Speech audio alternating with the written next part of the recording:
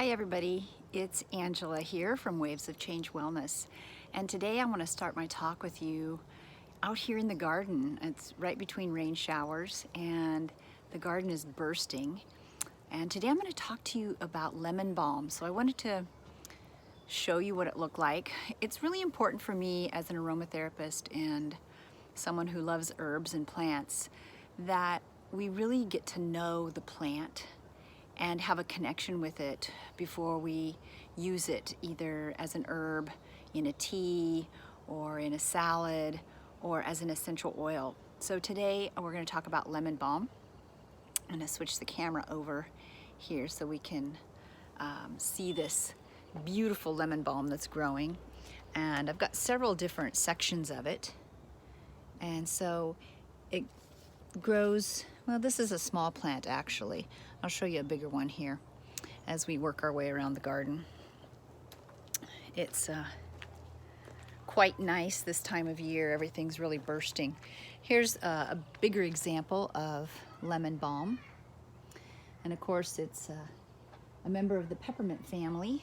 And so it needs to be contained and sectioned off every year. So I've just done all of my cuttings and transplants and giveaways for the season and sent more lemon balm to good homes. It pretty much will grow anywhere as long as it's got some sunshine and some good moisture. So we'll come on back in the house and we'll get started with some lemon balm. One of my favorite herbs this time of year. I really enjoy not only the taste, but its many uses in the culinary world. Now, when lemon balm is steam distilled, when it's flowering, and it's steam distilled, the essential oil that comes from it is called melissa. And it also has some really great properties. We'll talk about those a little bit later, but I wanted to really show you this right here up close. At first it kind of looks like maybe a nettle. We talked about nettles in a previous video the other day. So it's coarse and it's rather hairy.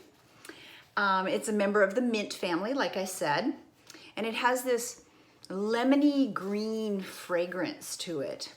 So it's, when we think about fragrance energetics, this lemony green fragrance helps to uplift, clear, and disperse energy. And so I really, really like it for many reasons for its fragrance energetics. So you notice it has this scalloped edge or serrated edge on the leaf. You can see that right here. And so when we look at other members of the mint family, here's peppermint that I just got out of the garden. It too has that little serrated edge on it. And then if we go to catmint, which the only reason I have this plant in my garden is for my cat. Look at that, that's really serrated. And it's also fuzzy, kind of hairy, but it's a softer fuzzy. So in medicinal uses for lemon balm, it dates back to the Middle Ages, and it was good for stress and anxiety. It helps promote sleep and improve your appetite. It eases pain and discomfort from indigestion, including gas and bloating, as well as colic. So they used it for babies with colic as well. And lemon balm is steeped in wine way back in the Middle Ages to lift the spirits, to help heal wounds, and treat venomous insect bites and stings. So you can actually take this plant and you can chop up the leaves and make a paste, and you can actually apply it to insect bites to take out the sting and the pain, which is kind of nice.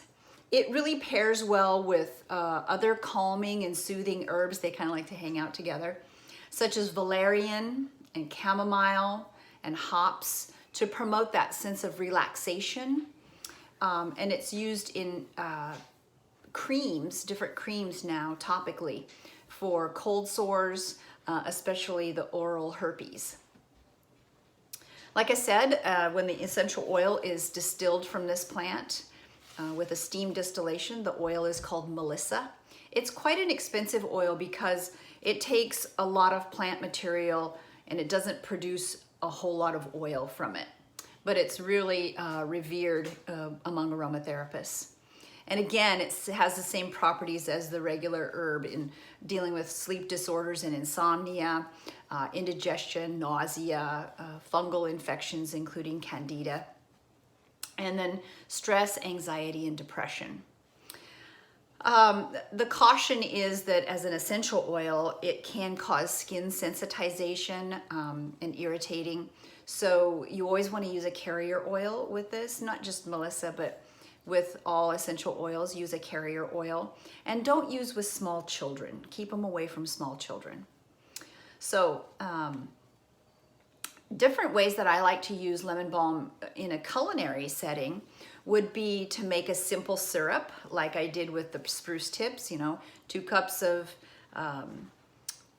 sugar to 2 cups of water to 2 cups of packed leaves that have been chopped. It can be made into a liqueur. I like it as an herbal tea, and I do this quite often this time of year. I also take these leaves and I'll snip them right here at the base so I don't have any stem in there, and I'll put those in my food dehydrator and dehydrate them overnight at a very low temperature so that I can store them and have them year round, because the plant doesn't grow year round. It'll go dormant in the winter here. You can freeze these in ice cube. Take the small leaves and freeze them in ice cube trays and float them in your summer drinks. That's really nice. You can make a pesto with these just like you would basil leaves. Make a nice pesto and it's so good, lemony and fresh. I like to do the little pesto and toss it with fresh fruit for a fruit salad. Or you could just chop it up and put it in fresh salads. It's good on fish or chicken. You can, if you make your own butter, or if you want to do that as a fun thing to do if you have small children at home, get some whipping cream and then chop this up and then whip it up with the butter, and you'll have a really nice lemon balm butter to spread on biscuits. You can add it to jams, make a vinaigrette with it, add it to tossed salads. You can candy these leaves. That's a nice little treat. And you can infuse it into heavy whipping cream if you're going to make a panna cotta, or you could chop it and use it in shortbread cookies if you want to put it into baking. So the uses for this are just like endless, right? So what I'm going to do today is just make an infusion of tea. And so I'm just taking it here, and I've got some leaves all cleaned up. I've chopped some mint leaves in this quart jar. And so I'm just going to sort of roll these leaves together that I've gotten here. And I'm just going to give them a quick chiffonade. Just chopping those up. Oh, it smells so good. It's just releasing all of these beautiful flavors here.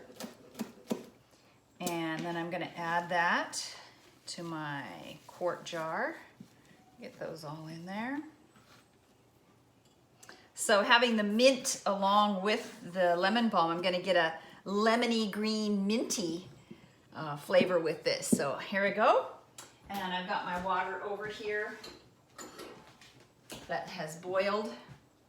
So I'm just going to pour that over. And I'll let that steep for about 10-15 minutes. And I'll have a beautiful cup of tea to enjoy later this afternoon. Thank you all for joining me. If you like these kind of ideas and this conversation that we're having in the videos, this will be posted up on the YouTube channel of Waves of Change Wellness.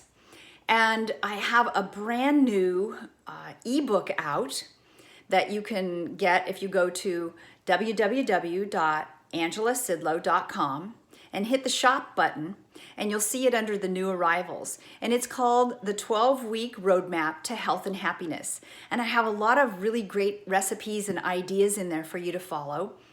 And it's just to make your life a little bit more rich, maybe to change a few habits or create some new adventures in your life. So I hope you join me. Comment below. I'll put some recipes up for different things with lemon balm over the next couple of days. So, hey, thanks for joining me and have a beautiful day.